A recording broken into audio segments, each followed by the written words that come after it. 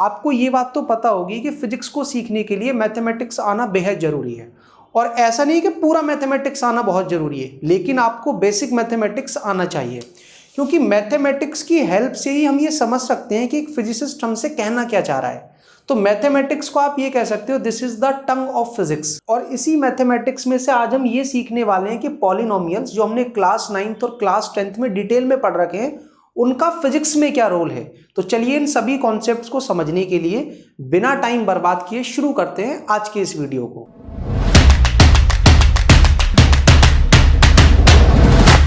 अब पॉलिनोमियल को पढ़ते हुए हम क्लास 9th और 10th के जो पॉलिनोमियल के कॉन्सेप्ट्स हैं उनको रिवाइज करते चलेंगे और साथ के साथ ये देखते चलेंगे कि उनका क्या यूज है क्लास 11th और 12th की फिजिक्स में। तो सबसे पहले तो हमें ये पता हो कि पॉलिनोमियल्स होते क्या हैं। तो those algebraic expressions which contains one और more than one terms are called polynomials. तो पॉलिनोमियल का पहला क्लासिफिकेशन होता है किसके बेसिस पर?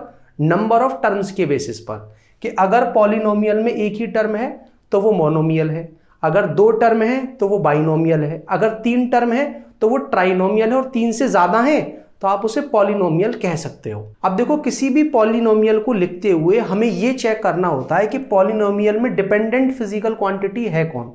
वो यहाँ पर P से दिखाई गई है, और जिस पर वो डिपेंड करती है मतलब उसे हम कहते हैं इंडिपेंडेंट फिजिकल क्वांटिटी, वो है X। तो ये पॉलिनोमियल किसके टर्म्स में है? X के टर्म्स में। और जब किसी पॉलिनोमियल में एक ही वेरिएबल हो तो उसे हम कहते हैं पॉलिनोमियल इन वन वेरिएबल। हो सकता है कि किसी पॉलिनोमियल में एक से ज्यादा वेरिएबल्स हो, दो हो सकते हैं, तीन हो सकते हैं। हम केवल उन्हीं पॉलिनोमियल्स के साथ डील करेंगे जिनमें हमारा केवल एक ही वेरिएबल है। और जब आप किसी पॉलिनोमियल को वेरिएबल के टर्म्स में लिखो तो उसमें वेरिएबल की जो हाईएस्ट पावर होती है किसी भी टर्म के अंदर, उसे हम कहते हैं डिग्री। और किसी भी पॉलिनोमियल का जो क्लासिफिकेशन है वो डिग्री के बेसिस पर भी किया जा सकता है। अगर हमने किसी पॉलिनोमियल को इस तरह से लिखा कि उसके अंदर वेरिएबल दिख ही नहीं रहा है, मतलब यहां पर हम ऐसे भी लिख सकते हैं कि x की पावर 0 है, तो इस टाइप के हम पॉलिनोमियल को कहते हैं कांस्टेंट पॉलिनोमियल। और अगर पॉलिनोमियल में वेरिएबल की डिग्री 1 है जैसे यहां पर है तो उसे कहते हैं लीनियर पॉलिनोमियल। और अगर पॉलिनोमियल की डिग्री 2 है तो उसे हम कहते हैं क्वाड्रेटिक पॉलिनोमियल। डिग्री अगर 3 है तो उसे हम कहते हैं क्यूबिक पॉलिनोमियल। अब स्टूडेंट, सबसे पहले हमें क्लास 9th में सिखाया जाता है पॉलिनोमियल की वैल्यू को निकालना। वहां में बता दिया जाता है कि पॉलिनोमियल किस वेरिएबल में है और वो किस तरह से डिपेंड कर रहा है। तो हम इस वेरिएबल की वैल्यू डाल करके हर वैल्यू पर पॉलिनोमियल की वैल्यू पता कर सकते हैं। अब ये जो पहला वाला पॉलिनोमियल है वो डिपेंड करता है y पर, और मैं आपसे कहता हूं कि y की वैल्यू जब 1 है तब आप पॉलिनोमियल की वैल्यू बताएं। तो आप क्या करोगे, इस पॉलिनोमियल के अंदर जहां जहां y है वहां 1 डाल दोगे, तो कितनी आ जाएगी पॉलिनोमियल की वैल्यू? 7। बिल्कुल इसी तरह से अगर आप इस दूसरे वाले पॉलिनोमियल को देखोगे तो ये पॉलिनोमियल डिपेंड करता है x पर, तो ये पॉलिनोमियल x का है।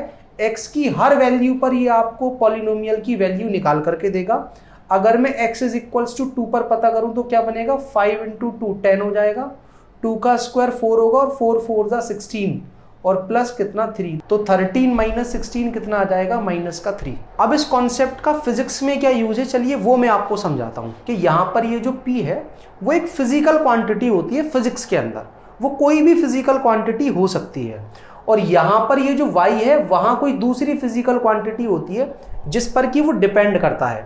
फॉर एग्जाम्पल, अगर आपसे ये कह दिया जाए कि एक ऑब्जेक्ट की जो पोजीशन है वो टाइम के साथ चेंज हो रही है, तो यहाँ P की जगह x आ गया है, और x है क्या? पोजीशन।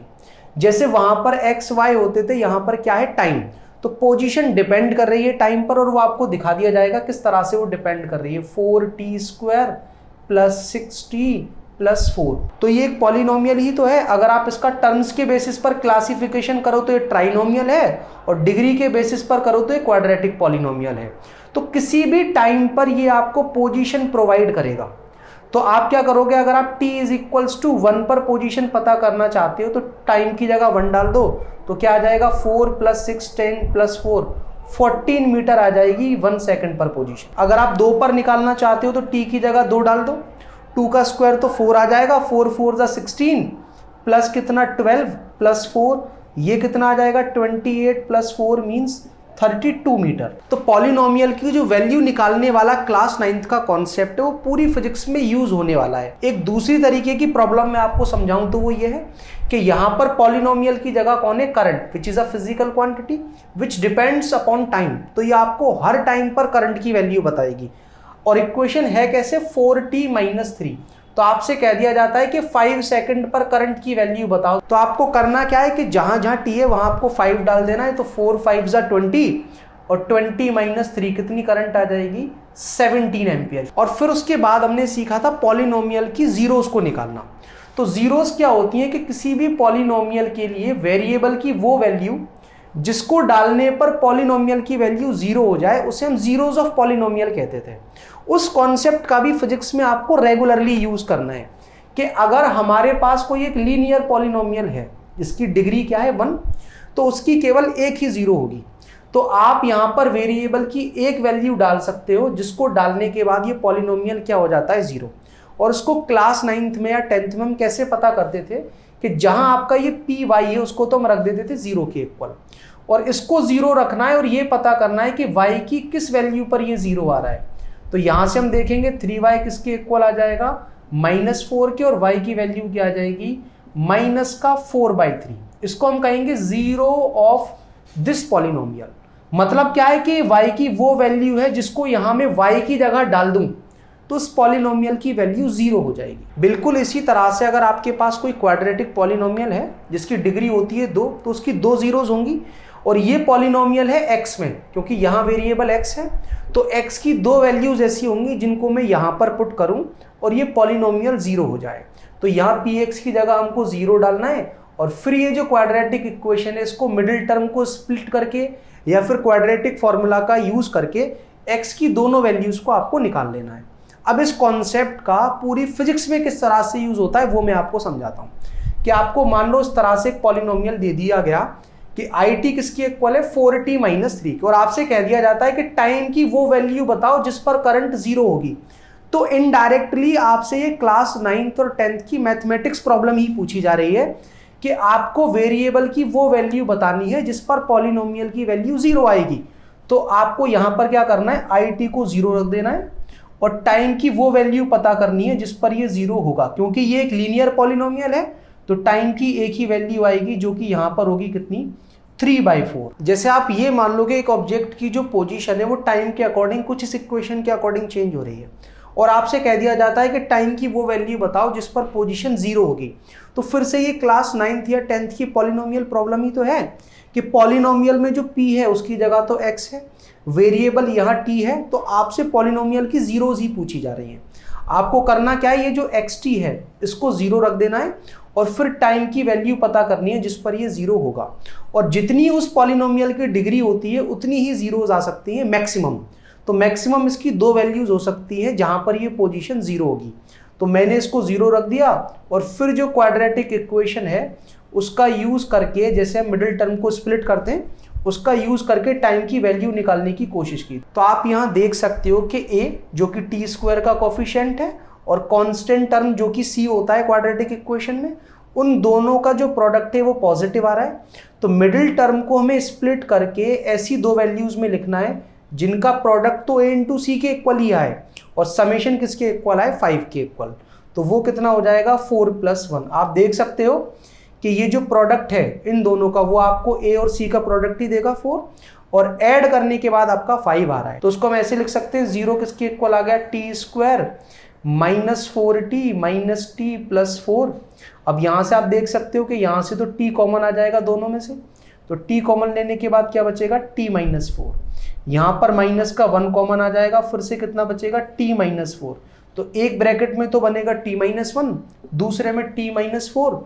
तो आप ऐसे लिख सकते हो कि t - 1 को जब मैं 0 के इक्वल रखूंगा तो टाइम की आपको पहली वैल्यू मिल जाएगी कि 1 सेकंड पर ये जो पोजीशन है इस ऑब्जेक्ट की वो 0 हो जाएगी।